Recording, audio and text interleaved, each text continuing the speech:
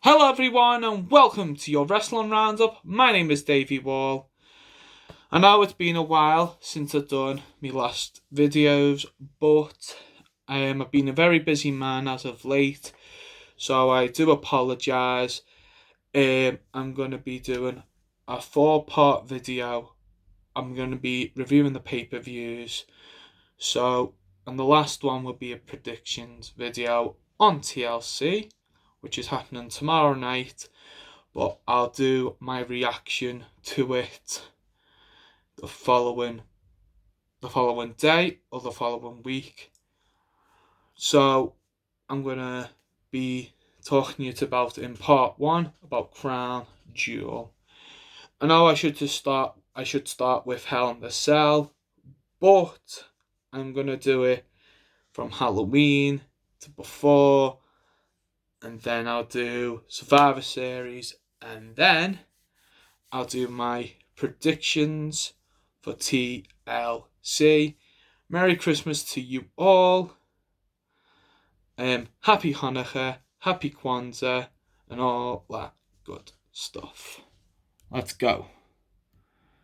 So, I'm gonna first talk about the 20 man of the Top Battle Royal, which featured a lot of great superstars such as Eric Rowan, Luke Harper,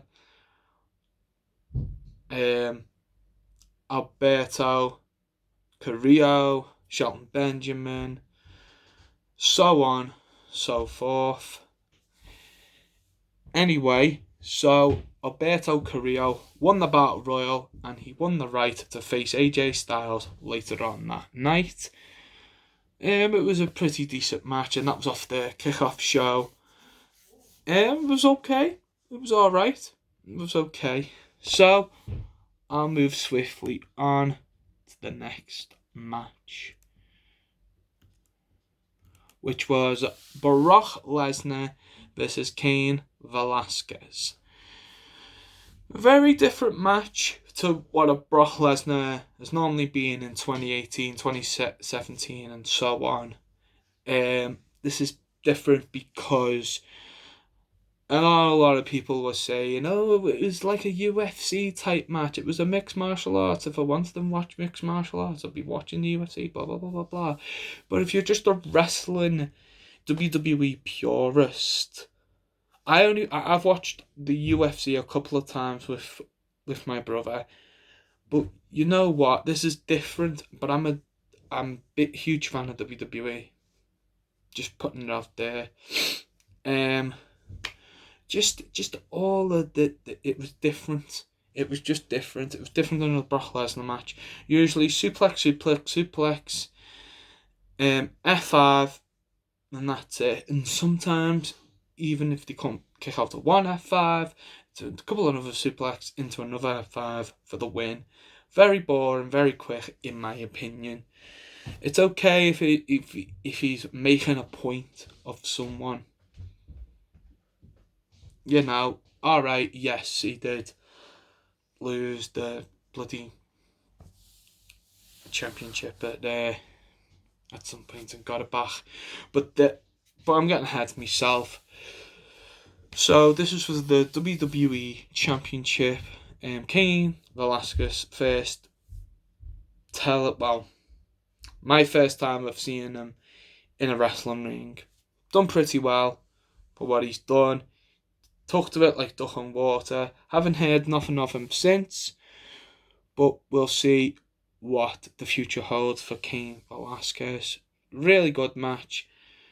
Put into the Kimura lock for the finish. Tapped out. Great match.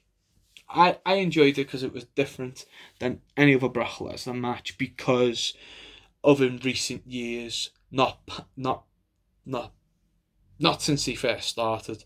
I'm not saying he hasn't had great matches before this, but this is one of my favourites because of 2018, 2017, those types of years building up to 2019. He's been doing more than less the same matchup with a lot of different talented people, and this was different with Cain. So Brock Lesnar won.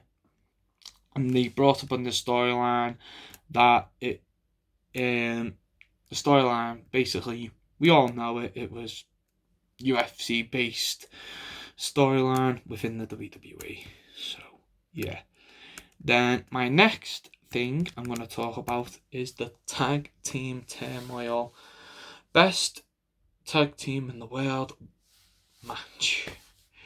So we had the OC, we had the Revival, we had Zack Ryder and Kurt Hawkins, we had the Lucha House Party, we had the New Day, we had Dolph Ziggler and Rude, and also we had Heavy Machinery. The OC won and became the best tag team in the world.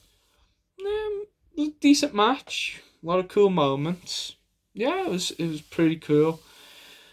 I really thought they were going to go with the New Day, but I think Carl Anderson and Luke Gallows really need that push right now. But I reckon the Revival, they'll get a tag team opportunity in the future. And I could say the same for any other team. Oh, one more team I forgot to mention was the B team. B team, go, go, go. Sorry, they didn't really stick out in that match. They did, but they didn't. It was one of them. You know, a lot of former tag team champions and a lot of up and coming stars like the Viking Raiders and so on. So yeah, really interesting match. So we go down to Mahad Mansoor. I think that's how you pronounce his name. Leave down the comment section below to see how you pronounce his name. Okay. Versus Cesaro. This is kind of like a throwaway match. We've only seen him twice. Maybe 3 times when he first got introduced as a new members to the WWE family, whatever, roster, whatever, you know. It's kind of sad that I'm not sure if last year he won a Battle Royal or something like that. He won something. I think it was either a Royal Rumble or a Battle Royal. Doesn't matter. He won that. Then he's won his match. He won his match against Cesaro, basically pushing him for the Saudi crowd, for the Saudi market. You know, it's sad because I haven't really heard a lot from him. You can tell me down below if you've heard of him within WWE, but in different formats on the network, etc., etc. Fun little match, really good. You know, it's just I'm full of positivity. You know, if there's a negative point, I would have, you know, there probably is, but it's a it's a glorified house show, indie show, whatever you want to call it. It's just one of them things. It's Saudi Arabia. You know, it's not I don't class this as a pay-per-view, but you know, it kind of ties into things, and you know, it is what it is. Next up, we have Braun Strowman versus Tyson Fury. For people who know a lot about the boxing world, he's basically boxing's Marmite. You either like him or you don't.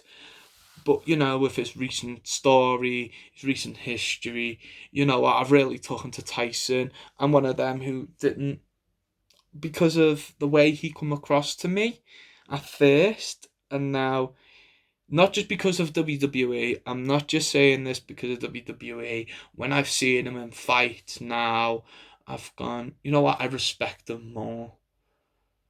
Because I didn't know he was on drugs, I did not know that. So I've respected him more. He's come a long way from where he's been. He's been a big WWE fan for a long time. So has his son. We've had a similar situation with the Big Show and Mayweather. That was at WrestleMania. That's the only comparison that I can do between a wrestler and an actual boxer. but the size alone, it was a bit crappy. That match was awful because he didn't. Mayweather didn't care. All he cared about was the money, and Tyson actually put effort into this match because one, he done training. He didn't just do the one-off appearances. He done a couple appearances. Yeah, he's got a busy schedule. He's got fights that he's got coming down further down the line. I think it's Wilder. I'm not too sure. You know, I am a boxing fan. I'm just more of a wrestling fan, as everyone can tell. So he done pretty well for what he done, and it was a perfect finish to a good match. And yeah, I liked it because you know what, his selling probably wasn't the best when he got slammed at the end when Braun Strowman had a tantrum type thing. But you know, apart from that, for what he could actually do in the ring is pretty decent, you know what I mean? So they play to his strengths. That's what you've got to do. You've got to play to his strengths if you're gonna get something out of them. They made the effort making them storyline out of these two. It's not like with Cesaro and Mansoor. They didn't have much to go on because basically he was at SmackDown. He pushed Dolph Ziggler against them. He tried to get in the ring. He got angry. He wanted an apology. Didn't get an apology. And that's what it led up to. So, yeah. Video package was quite decent as well. Just thought to mention that. And he won by knockout too. It was a really good match. Next up is the United States Championship match. Alberto Carrillo versus AJ Styles from the OC, the phenomenal one. So yeah, it was a really decent match, really good match, but I reckon it was a predictable result. You know that I think that they're trying to find a way with him as a performer because I've never seen him before this event, but obviously recently I have seen him, but he's doing well. He's just finding himself, Alberto. So yeah, it's really, really good. Not to be confused with Alberto Del Rio. This is Alberto Carrillo. I know that it's kind of like not a conspiracy theory, but it's kind of like weird. You got two guys who are both Mexican, both have the same first name in wrestling, and it's just like don't know if it's a coincidence or not, but I'm not gonna take that to heart. It's just one of them things. AJ Styles retains. It's cool. Really decent match. A lot of high flying moves. Now this is a match. It's dear close to my heart, and because you know the way the country, the way Saudi Arabia is run, but it's it's the environment mainly. I'm not gonna go into it because I'm not that much. I don't really like conflict. I don't really like controversy. You can say whatever you want to me, but it's very delicate situation. I may be sugarcoating this because I don't want to get in trouble. That's it. That's the bottom line.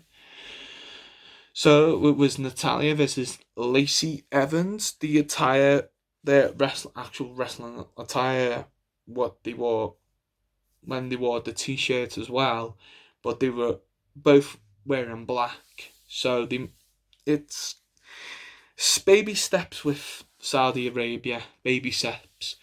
So this almost brought a tear to me. I love this match and the way those ladies put it all out there on the line. To some people, it wasn't the best Natalia match. Lacey Evans is quite new. She's still quite doing this. Da, da, da, da. No, forget about that. Forget about the fact that she's quite new when she needs tidying up. But that's why they put her with Natalya.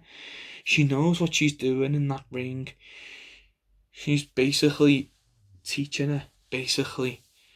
And the hug towards the end with the ladies crying and Natalya winning, it was just an amazing moment. I like the fact that there was some colour in, like, when they wore the t-shirt. Lacey wore red with her name on, and Natalya had her little logo, or whatever you want to call it, to represent her, and her t-shirt was pink, which was good. It was, you know what, for what it was an alright match. I've got no complaints, because come on, it you can't really, oh, they could have done this better, or they could have done that better. But you know, in life, as two of my closest people would say, it is what it is. It is what it is at the end of the day. But it really tug on my heartstrings. It was props to both ladies, by the way. So then, after the only probably one of the women's matches in Saudi, we go to nostalgia type feeling, because they love the nostalgia over there in Saudi Arabia, as you've probably seen over the last couple of times. I think it was Randy Orton and Triple H. I think Goldberg and The Undertaker. Yeah, it was Goldberg and The Undertaker, Randy Orton and Triple H. And this time around, with nostalgia, we have Team Hogan versus Team Flair. It was a really decent match, a lot of twists and turns, but a really decent match. What I mean by twists and turns, way the match panned out, you know, for sure. It's one of them. I don't really class this as a pay-per-view. It is what it is. It's glorified, like, house show, indie show, whatever you want. Excuse me, whatever you want to call it, but it was great. I enjoyed it. Bottom line, Team Hogan won. Let's see. Oh, yes, it's the rematch.